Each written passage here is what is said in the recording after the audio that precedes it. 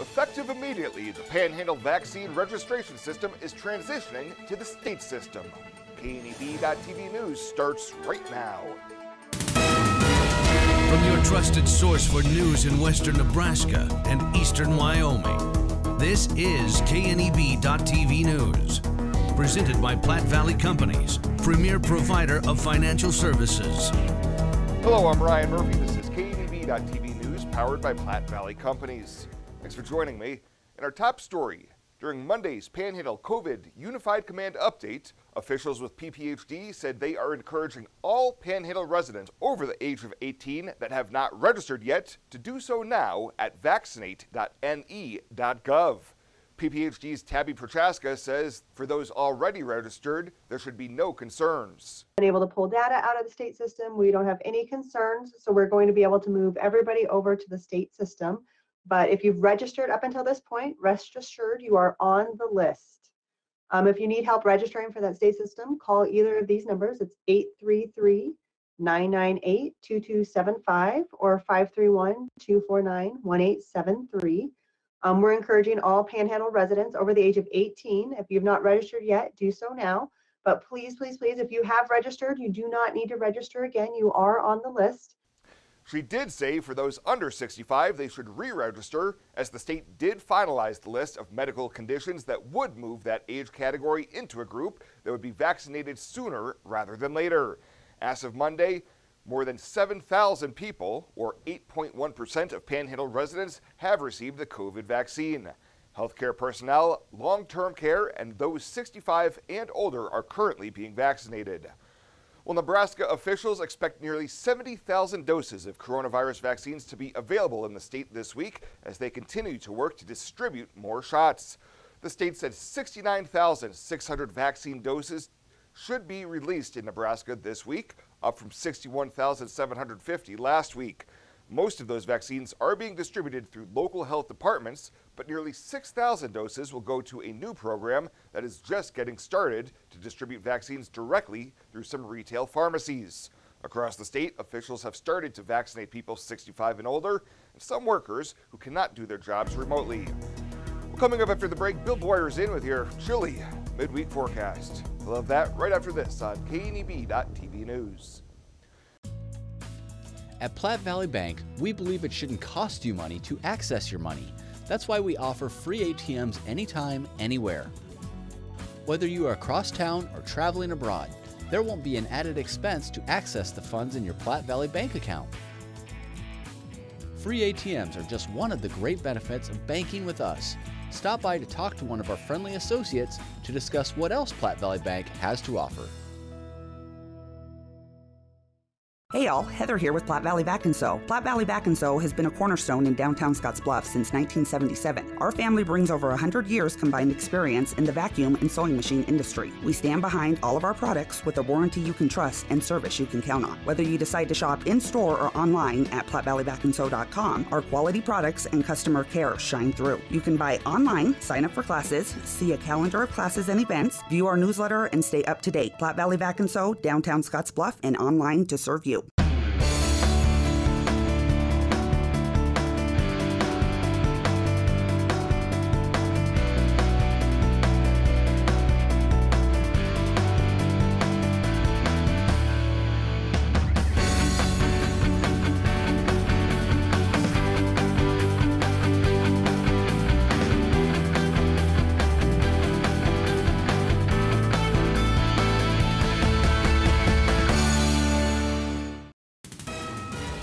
This is KNEB.TV weather from the KNEB Storm Center, your trusted source for weather. We've got partly cloudy skies this evening. Temps here in the teens real quickly and then going down into the single digits. They aren't really going to move much. We've been kind of stuck in neutral here across the region. It is going to be dangerously cold. We have single digit highs with at least 2 chances of snow, distinct chances of snow coming up.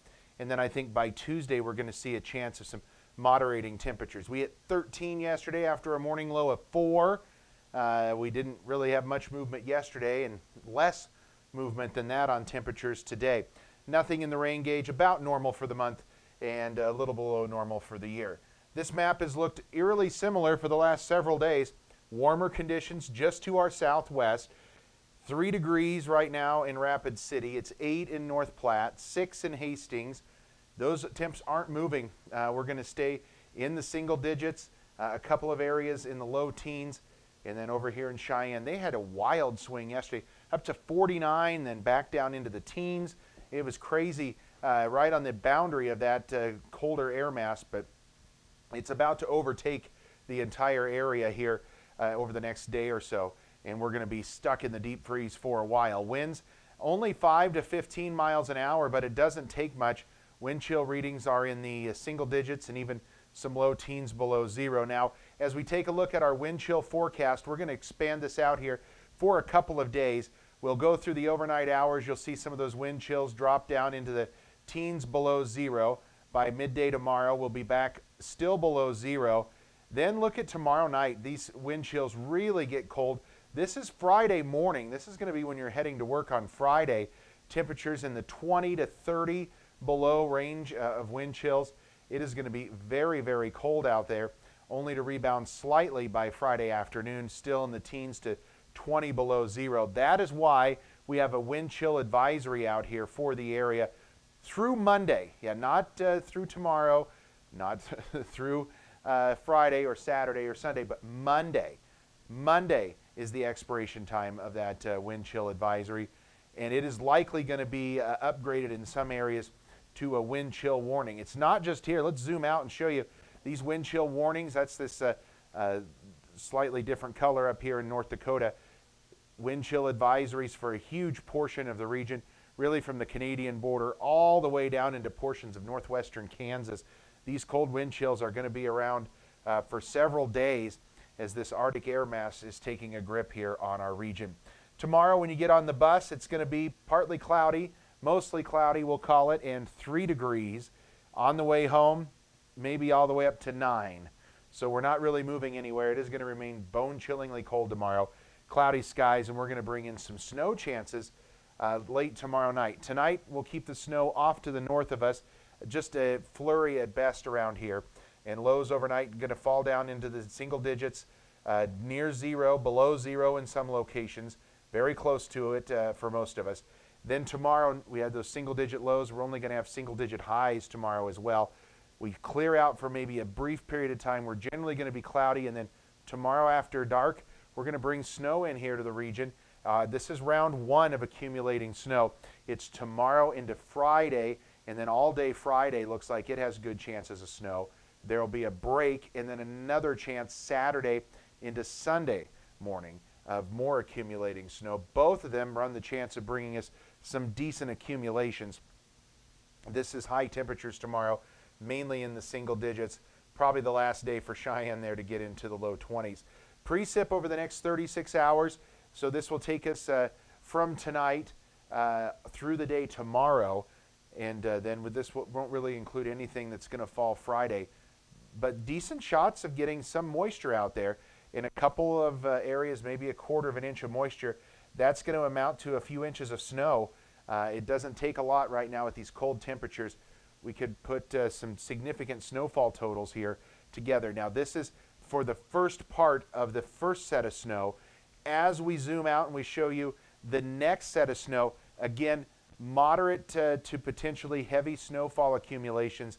When you add everything up, these darker blue shaded areas, likely going to be 6 inches or more of snow total, and you'll see not much difference between the two models, keeping that area, our area here, in moderate snowfall accumulations out of both of them. Add them together, we're going to probably see some decent amount of snow here across the region. 2 overnight cold conditions.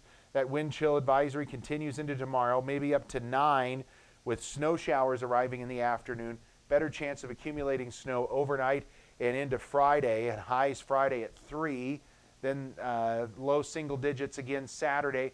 Good chance of snow developing again Saturday afternoon after all day of snow on Friday. And then Saturday afternoon into Sunday morning, another decent chance of snow. Probably some more accumulations there. And we're really going to drop the bottom out of temperatures both Saturday night and Sunday night. We're going to be in the teens below zero. Monday, kind of a transition day, maybe back into the mid-teens. And then finally, Tuesday and Wednesday of next week, we get out of this deep freeze. It looks like bring in some southerly winds and push that Arctic air mass away from us a little bit. But we're still going to struggle to get above freezing, and those temps may be a touch too warm depending on how much snow we get. Bottom line, dangerously cold wind chills. Protect yourself from them. Wear layers. If you're going to be traveling, make sure you pack a winter survival kit and warm clothes so you can be safe wherever you happen to be.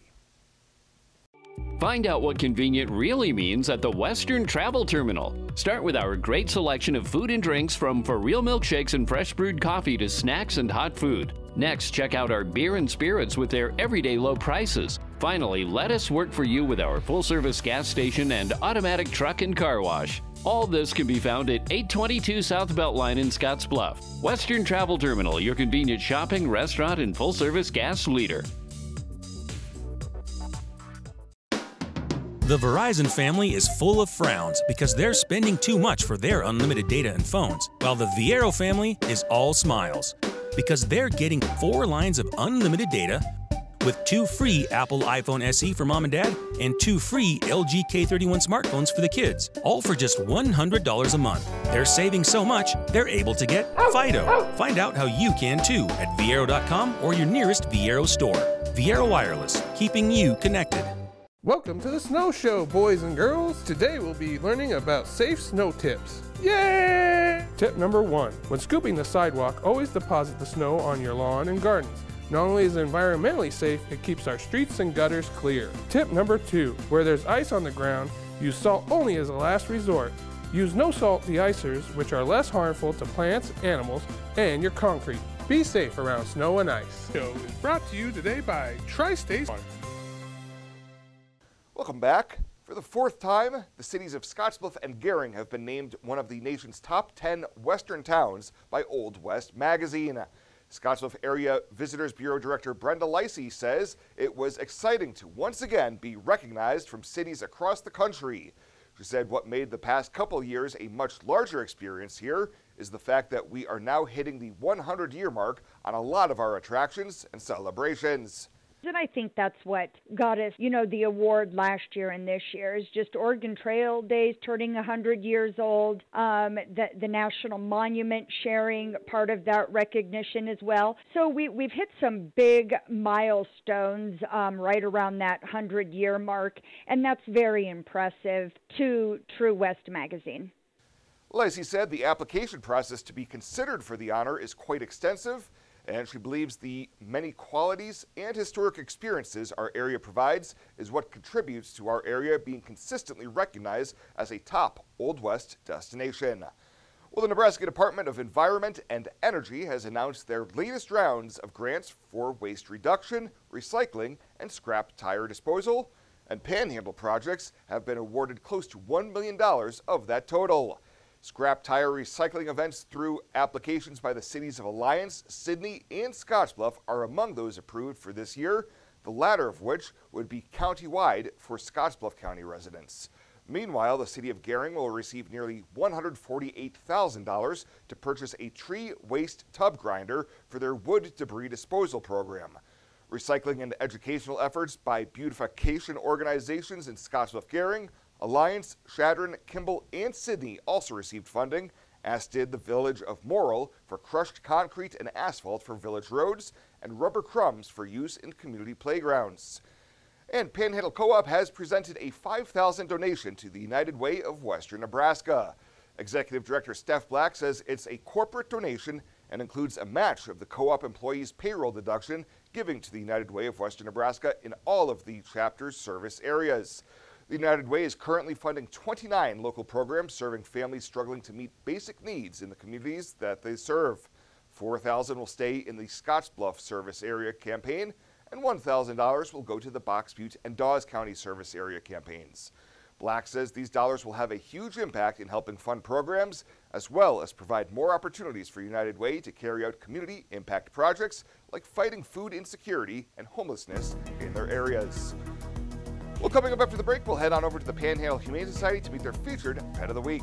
We'll have that in just 90 seconds. Hey, I've been hanging out here a long time outside of Panhandle Auto Group, and boy, do they have a great selection of vehicles. And their sales team is great to work with, and you can also get your vehicle serviced and detailed too. Welcome to Panhandle Auto. This is Sam Serta, General Sales Manager. It has been our pleasure to serve you for the past 2 years. At Panhandle Auto, we have a seat for everybody. Whether you need a vehicle for yourself, a son, or daughter, our team will go above and beyond to satisfy your needs and even your dreams. So again, thank you from Sam Serta, General Sales Manager at Panhandle Auto, for allowing us to earn your business. At Panhandle Auto, it's time for something different. Why settle for Wi-Fi that just usually works? Why settle for customer service that's subpar? Why settle for service that's outdated? You don't have to. Settle for more with Allo, the faster, more reliable internet experience that's built for the way you use all your devices. For answers, visit us at allofiber.com/switch today. Allo, settle for more. For more than 162 years, FNBO has been with you where you are. A bank committed to helping you earn more and save more, so you can do more, both big and small. It's what you can expect from the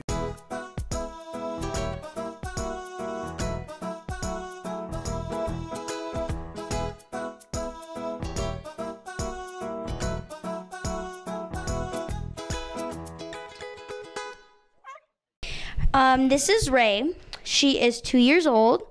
She is $50. She's up to date on vaccinations, her rabies. She is our featured pet of the week because she's been here a while. She's super sweet. The one thing is that she can be a tad bit sassy. Other than that, she's super sweet. She'd be just good like in a home with adults only. No kids. But she's super sweet other than that. She's a cat like only on her own terms, really. Plus, whoever adopts the featured pet of the week will also receive a $25 Murdoch's gift card to start spoiling them right away. Well, straight ahead, your midweek community calendar. KNEB.TV News will be back right after this. For more than 162 years, FNBO has been with you where you are. A bank committed to helping you earn more and save more, so you can do more, both big and small. It's what you can expect from the great big small bank. Welcome to Kelly's, home of the Valley's best selection of wine, spirits, and beer. Whether you're brand loyal to the tried and true brew or really enjoy trying something different and new, Kelly's has something for everyone. Family owned and operated and right on your way on West 27th Street in Scottsbluff. Kelly's Liquor. If you can't find it at Kelly's, it's not worth drinking.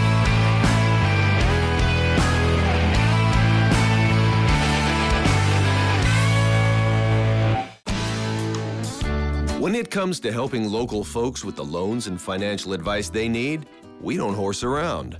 Our only goal is to help you and your family achieve your financial goals with the right loans and savings products. So if you want to bank with people that care about you and your financial needs, stop by or give us a call. First State Bank. We're big on you. Member FDIC. Online at fsbcentral.com. Well, let's take a peek at what's happening on your midweek community calendar.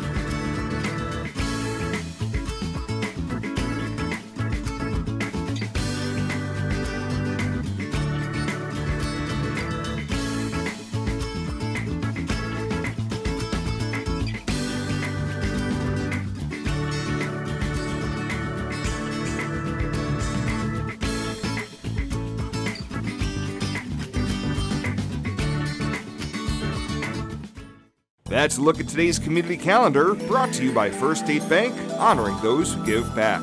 Nominate your community champion at fsbcentral.com.